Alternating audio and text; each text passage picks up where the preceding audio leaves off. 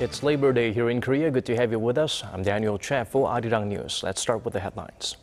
The South Korean government announced plans to boost inter-Korean sports and cultural programs, including a push to allow more South Koreans to travel to the north to participate. Korea's foreign minister says Abe missed a golden opportunity to improve Seoul-Tokyo ties in his U.S. Congress address by failing to directly apologize for Japan's wartime crimes against Asians, namely women forced into sexual slavery. And Korea's exports have taken a nosedive for the fourth straight month, the longest period of decline since the aftermath of the 2008 global financial crisis. The weak yen and a dip in global crude oil prices are seen as key culprits. Most South Koreans have never traveled across the border into North Korea, but this year, the 70th anniversary of Korea's liberation from Japan, as well as the separation of the two Koreas, Seoul wants to change all that. Our Won Ji-hyun starts us off. After 70 years of division, it's time for more cooperation between the two Koreas. That's what Seoul's Unification Ministry said on Friday as it announced a plan to boost civilian exchange programs like cross-border sports matches and cultural activities. The ministry said it will provide more funding for joint humanitarian projects and broaden eligibility rules so that more private groups can participate. Under the new program, South Korean journalists would also be permitted to travel north to cover those programs and special events. Inter-Korean exchanges have been on hold since 2010, when a North Korean torpedo attack on a South Korean warship led to strong sanctions against the North. The ministry said this new round of exchanges will help restore national unity and pave the way for improving foster relations between the two Koreas, especially now that a joint military drill between Seoul and Washington has come to an end. But the ball remains in North Korea's court, and there's no predicting how Pyongyang will respond to Seoul's cooperative overtures. Some experts believe North Korea won't be interested until more lucrative joint projects like tourism to North Korea's Mount Kumgang Resort are on the table. Won Ji-hyun, Arirang News. Despite South Korea's efforts, a North Korean diplomat caused quite the scene at UN headquarters in New York on Thursday, angrily rejecting a defector's testimony on human rights with his own version of events. Our Son Jung-in takes us to that bizarre and embarrassing scene. North Korean defector Joseph Kim had just finished talking about his childhood poverty and his father's death from starvation when Lee Sung-chul, a North Korean diplomat, unexpectedly started reading a prepared statement. He described defectors as traitors and criticized America's hypocrisy on human rights. The panel's moderator asked the diplomat to stop, saying he would get his turn later. How long is this speech going to go on? Because I will give you a chance to speak, but we have a proceeding to follow. But Lee kept on reading until the U.S. ambassador to the UN, Samantha Power, put a stop to the impromptu speech. Every day we hear the human rights violence cases in radio and televisions. These #1 leads are just a bit of icebergs among the human rights violations committed in the U.S. every day. Please shut the mic down since this is not an authorized presentation. If we could ask the acoustic people. The act of racial please ensure that the microphone is not live. While he was reading, defectors in the audience stood up and started shouting at Lee in an attempt to protest against and drown out his statement. Power warned that UN security would be called to remove the North Korean delegation if they continued. The chaos lasted a few more minutes until another defector began his testimony and the North Korean delegation walked out of the room. Son Jung-in, Arirang News. A U.S. civic group has released satellite images of North Korea that appears to show a public execution. Radio Free Asia reported Thursday that the Washington-based Committee for Human Rights in North Korea made public its analysis report on the photos that were taken last October from above a military training area located near Pyongyang. Analysts identified 6 anti-aircraft machine guns lined up across from some blurry objects with distinct shadows that appeared to be people, also lined up side by side on a firing range. Whatever or whoever was in the images was no longer there in another picture taken 9 days later. The committee says the most plausible explanation is that a public execution had taken place there. After weeks of intrigue and speculation about will he or won't he, we now know that North Korean leader Kim Jong-un will not be attending a ceremony in Moscow next weekend, marking the 70th anniversary of the Soviet victory over Nazi Germany in World War II. The Russian government had earlier said Kim would be there, so it begs the question, why was this apparently scheduled trip scrapped? Some experts in North Korea have their own theories, as our Na Yeon-kyung reports. Pyongyang likes to keep its leaders' planned overseas visits quiet, says Georgi Tolorea, a North Korea expert and professor at Moscow State Institute of International Relations. In an interview with Seoul-based Yonhap News, he added North Korea-China relations are not at their best right now, but given their history and their strong alliance in the past, Kim Jong-un might not have wanted to make things worse by meeting the Chinese leader for the first time in a third country. In an interview with a Russian news agency, Andrei Lankov, another North Korea expert, said Kim probably wanted to avoid meeting with several state leaders at once. Citing the fact that the young leader has not met any heads of state since taking power in 2011, Lankov said it would have been strange for him to make the trip in the first place. Alexander Zebin of Russia's Institute of Far Eastern Studies told the Interfax news agency that Kim would have wanted to avoid pressure from Russian President Vladimir Putin, who would urge Pyongyang to give up its ballistic missile programs. Noting that this year marks the 70th anniversary of the foundation of North Korea's ruling Workers' Party, Zebin says Kim will want to impress his people by boasting about the country's missile and satellite technology. Whatever the cause, Kim's cancellation is viewed by many as a serious diplomatic discourtesy, and some watchers say this could have a negative effect on Pyongyang-Moscow ties, which have been improving in recent months. Na Yeon-kyung, Arirang News. Shifting our focus to Tokyo-Seoul relations, Korea's Foreign Minister Yoon Byung-se slams Japanese Prime Minister Shinzo Abe's speech before the U.S. Congress earlier this week, saying Abe missed the golden opportunity to acknowledge Japan's past wartime wrongdoings.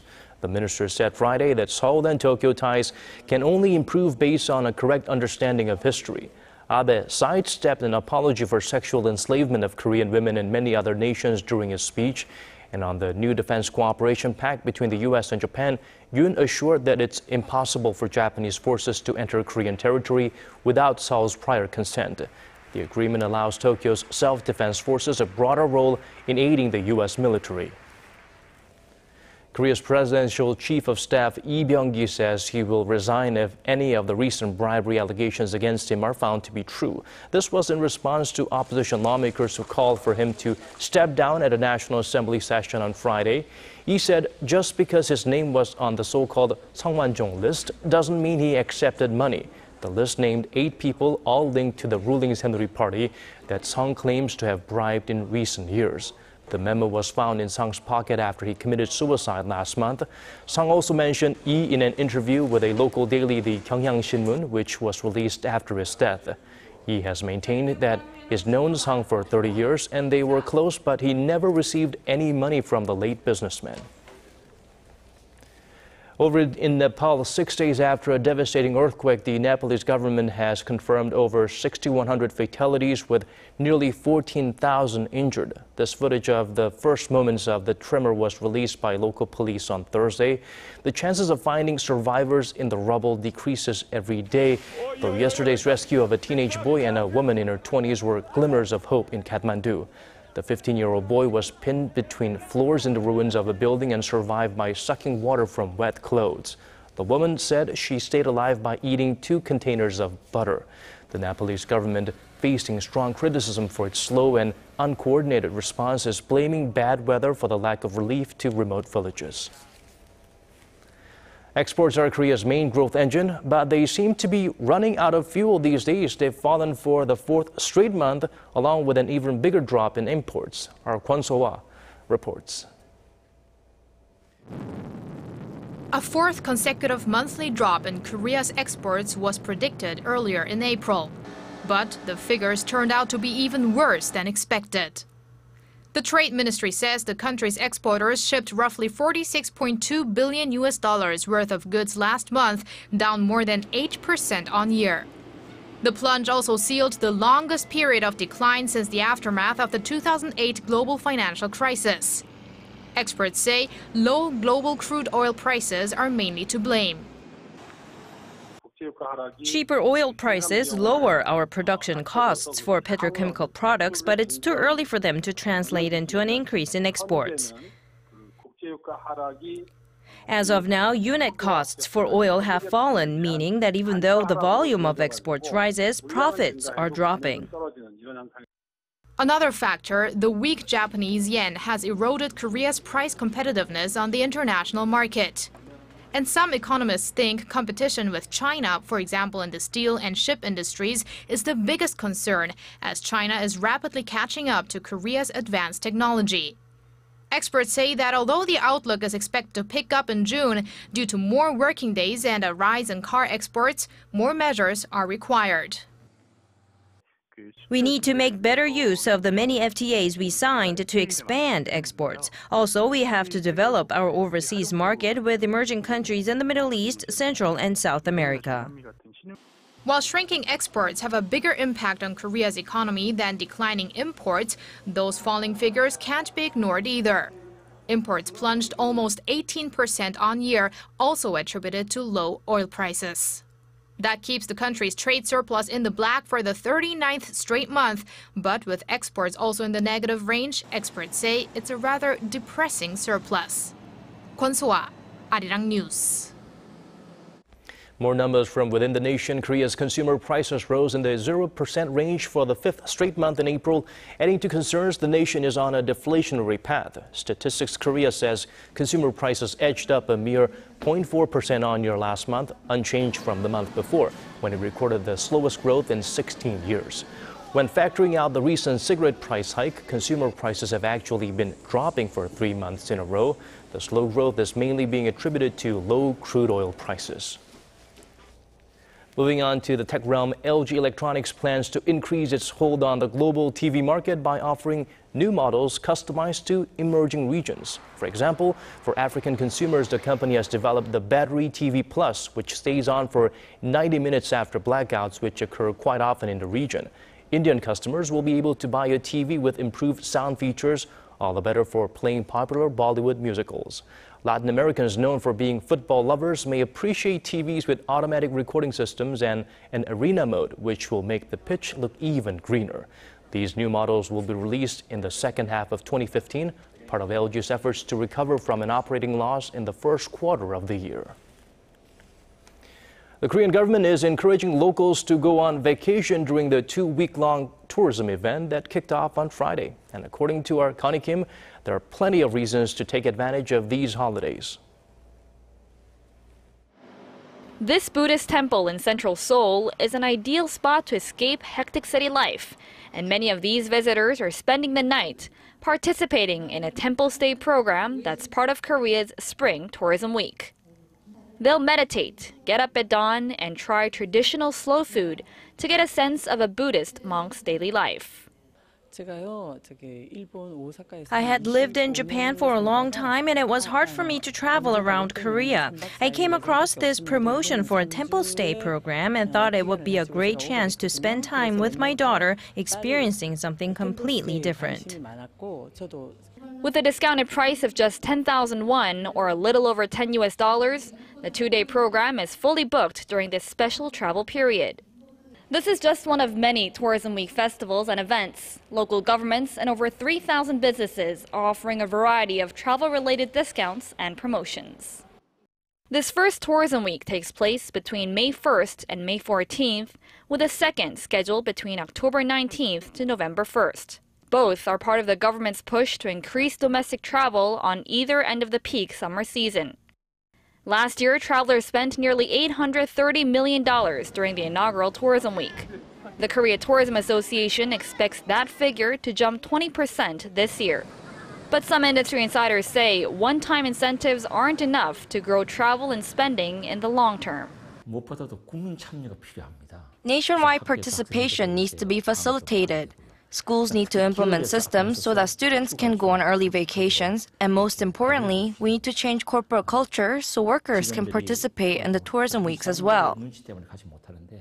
Experts also point out the need to develop Korean destinations so they can attract repeat travelers, especially if the government wants to achieve its target of expanding the domestic tourism market to $27 billion by 2017. Connie Kim, Arirang News.